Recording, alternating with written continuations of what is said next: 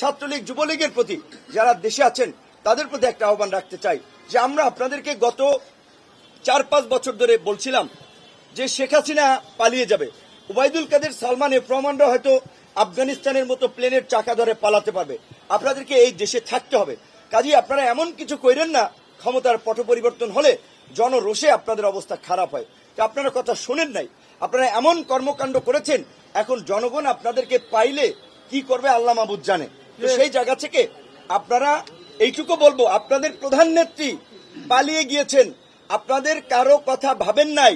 প্রধান সেই নেত্রীর ছেলে তিনি বলেছেন যে তিনি কোনো পার্টির কথা, দলের কথা ভাবছেন না, তিনি তার মা, তার পরিবারের কথা ভাবছেন। কাজেই আপনারা যদি কারো উস্কানিতে রাস্তায় নেমে কোনো ধরনের নৈরাজ্য এবং বিশৃঙ্খলা করেন, শেখ হাসিনা তো পালাতে পারছে, আপনারা কিন্তু পালাতে পারবেন না। একদিকে আইন শৃঙ্খলা বাহিনী, একদিকে সেনাবাহিনী, একদিকে আমরা জনগণ।